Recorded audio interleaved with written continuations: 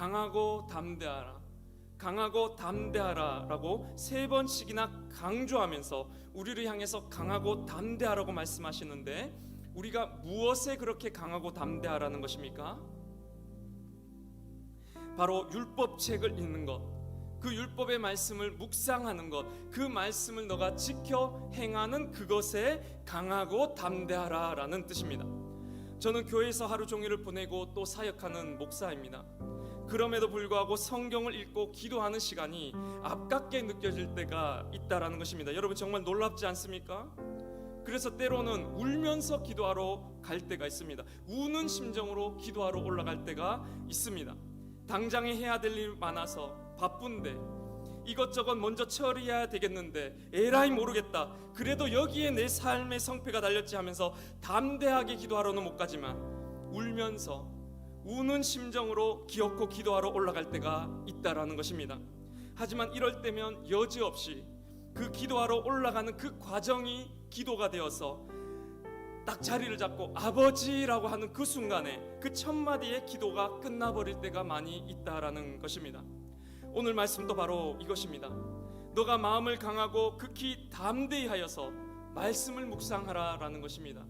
마음을 강하고 담대히 먹고서 기도하라 라는 것입니다. 강하고 담대하여서 하나님과의 관계를 너가 점검하라 라는 것입니다.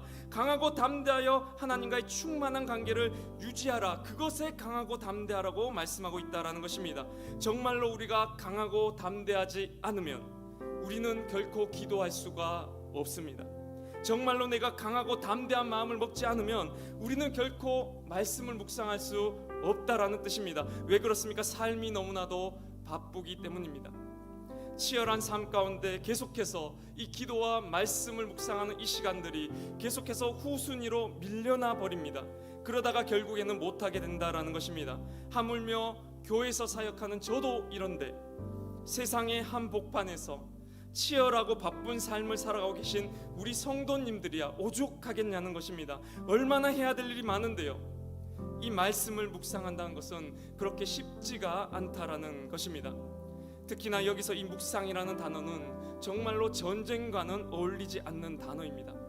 치열한 전쟁통이 있는 사람에게는 도저히 쓸 단어가 아니라는 것입니다. 그런데 하나님은 지금 그 치열한 목숨이 왔다 갔다 하는 그 전쟁을 앞둔 여호수아에게 율법책을 묵상하라라는 말을 하고 있다라는 것입니다. 우리가 생각할 때 묵상이라 하면 어떻습니까? 여유로운 시간에 커피 한 잔과 함께 한가로운 사람들이 하는 것을 묵상이라고 생각하지 않습니까?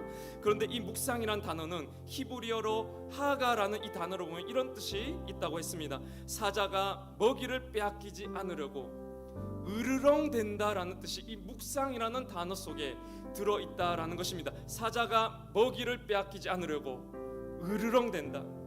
오늘 이 양식을 내가 먹지 않으면 내가 며칠을 굶어야 된다라는 것입니다.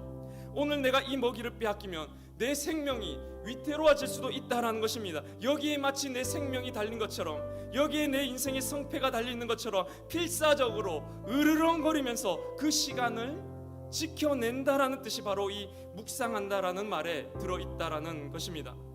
이렇듯 필사적인 각오가 아니면 불가능한 것입니다.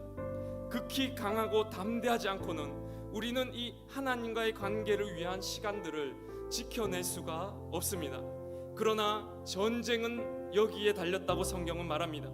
전쟁에 이기고 지고는 바로 여기에 달렸다. 여호수아야, 너가 앞으로 그 수많은 가나안 정복 전쟁을 앞두고 있는데 그 전쟁에 이기고 지고가 어디에 달렸느냐? 바로 여기에 달렸다는 말입니다.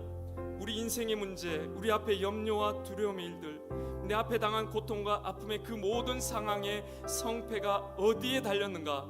바로 강하고 담대하여 내가 하나님과 붙어 있느냐 마느냐, 이것에 달렸다는 것입니다. 그리하여 내가 가는 인생길 가운데 과연 하나님이 여기에 계셨구나라는 것을 내가 알고 있느냐 모르고 있느냐에 우리 이 전쟁의 성패, 우리 인생의 성패가 달려있다라는 것입니다.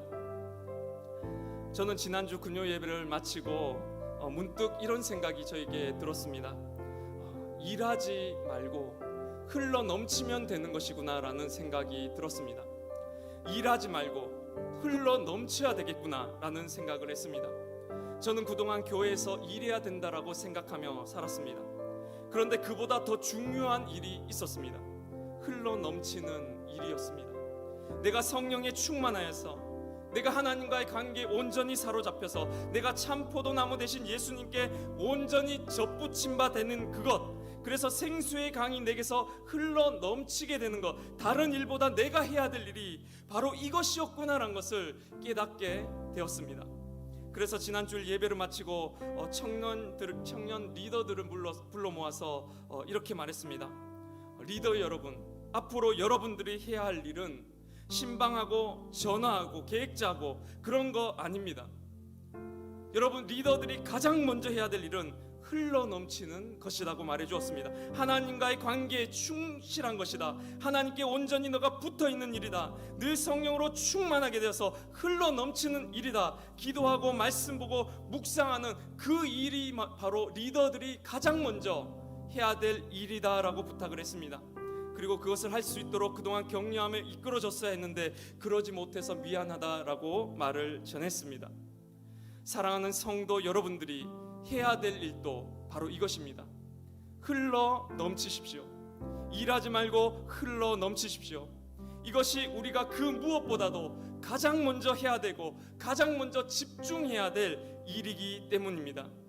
제가 이런 말을 하면, 아니 기도한다고 다 돼? 아니 세상 일이 얼마나 복잡하고 세상 일이 얼마나 치열한데 너가 하나님과의 관계에 충실한다고 그게 다 돼? 그게 밥 먹여줘?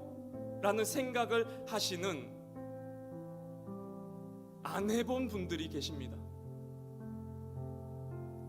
안 해본 분들이 이런 말을 합니다. 그게 돼? 그게 밥 먹여줘? 라고 안 해본 분들이 이런 말을 한다는 거예요. 해보십시오. 안 해본 사람들의 말을 믿지 마시기 바랍니다. 해보고 그런 소리 하시기 바랍니다. 하나님과 내가 정말로 성령에 충만하면 하나님이 나보고 어디 기도만 하고 가만히 있으라고 하실까요? 일을 하지 말라고 하십니까? 그냥 교회에만 있으라고 하실까요? 해보고 그런 소리 하시기 바랍니다. 하나님이 내 등을 떠다가 미실 겁니다. 내게 하나님이 지혜를 주실 겁니다. 해야 될 일들을 가르쳐 주실 겁니다. 능력을 주시고 용기를 주신다고요. 관계를 해결해 주시고 앞으로 나아가도록 나를 만들어 주신다라는 것입니다.